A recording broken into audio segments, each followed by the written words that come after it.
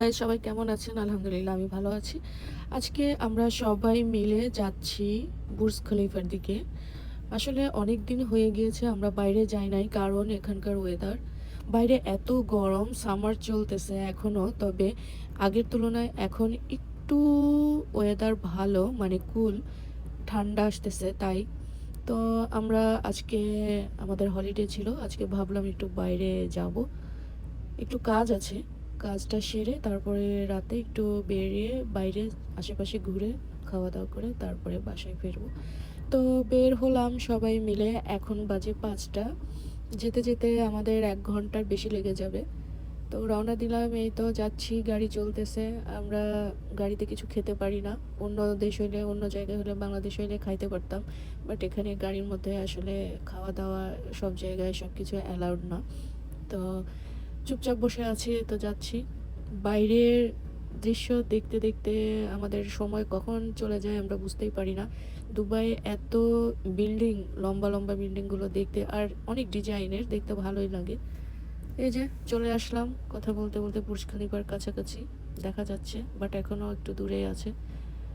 বিল্ডিংগুলো জাস্ট দেখেন কত ডিজাইনের। আমার মাঝে মাঝে মনে হয় যে এগুলো কবে বানিয়েছে, কত বছর যে লেগেছে এগুলো বানাতে।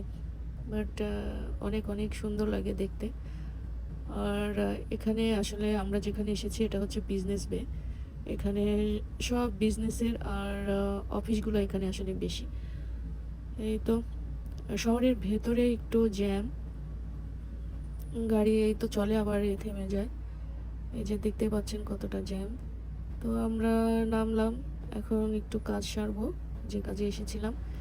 এই যে আমার মেয়ে বাইরে বের হইলেই শুধু খাবো খাবো, আর ওর একটাই ফেভারিট আইটেম, সেটা হচ্ছে শর্মা।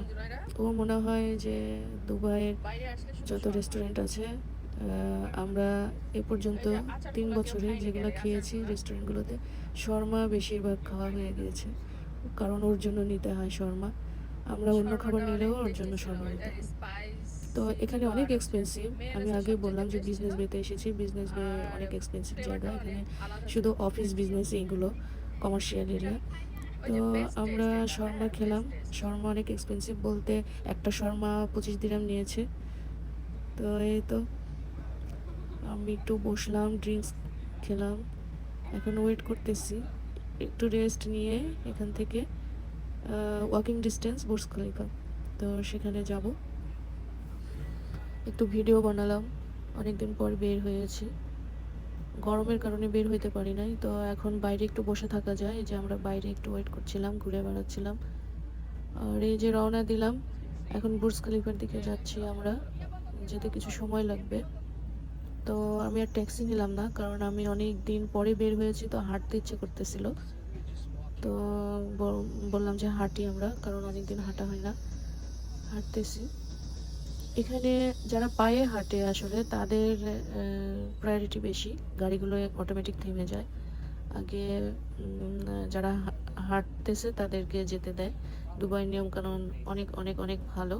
তবে মেন রোডে তো যেখানে হাঁটা যাবে না সেখানে যাওয়াই যাবে না, যাওয়ার কোনো অপশনই থাকে না। মেন রোডগুলোতে ব্লক করা থাকে, কোনো রোড থাকে না, ফুটপাথ থাকে না। আর এই যে আমরা এখন যে জায়গা দিয়ে হাঁটতেছি, এটা মানে হাঁটার জায়গা আছে, ফুটপাথ আছে। তো দেখেন গাড়িগুলো এখানে স্লো যাচ্ছে, কারণ মানুষকে আগে যারা ক্রস করতে চায় তাদেরকে ক্রস করতে দেয়, তারপরে গাড়িগুলো যায়। তো দেখা যাচ্ছে যে একটা গাড়ি আসতেছে, আপনি ক্রস করতেছেন রাস্তা, তো ওরা নিজে থেকেই দাঁড়িয়ে যায়। আর আমরা যদি দাঁড়িয়ে যাই তো বলে যে আগে তোমরা যাও, তারপরে মানে ইশারা করে যে আপনারা যান। এত ভালো নিয়ম কানুন এখানে। আর এই যে এখানে রাস্তা ক্রস করার নিয়ম আছে।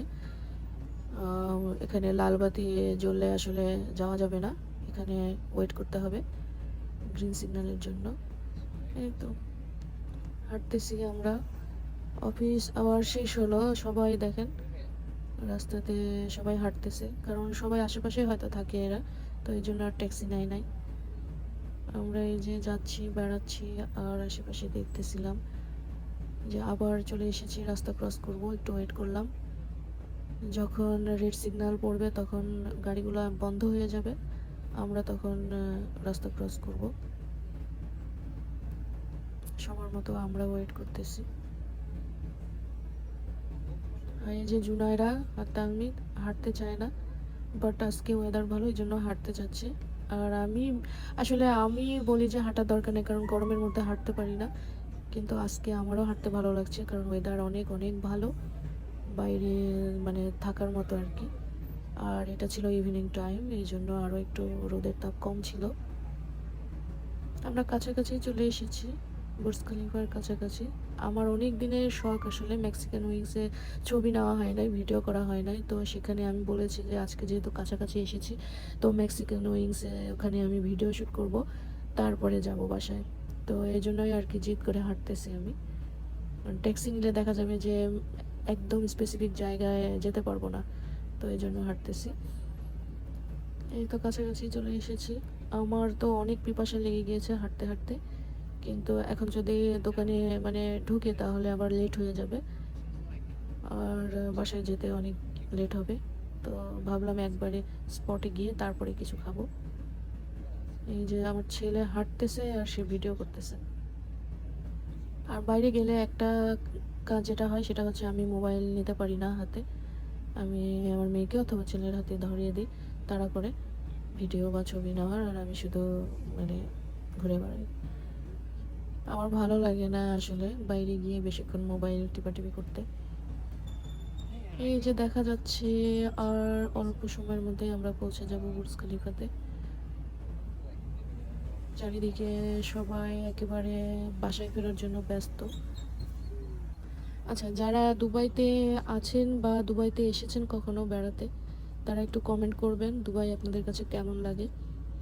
আমার আসলে অনেক ভালো লাগে, কারণ এখানকার নিয়ম কানুনের জন্য, আর অনেক নিট অ্যান্ড ক্লিন সব জায়গাগুলো, রোড বলেন আর বাসার আশেপাশে বলেন, মার্কেট প্লেসগুলো বলেন, মানে সব সময় ক্লিন করে এরা। আর অনেক অনেক মানে নিয়ম কানুন, এখানে কেউ জোরে কথা বলে না, কেউ কারো দিকে বাজেভাবে তাকায় না, মানে অন্যরকম। এখানে যারা এসেছেন কখনো তারাই বুঝবেন যে দুবাই কতটা সেফ।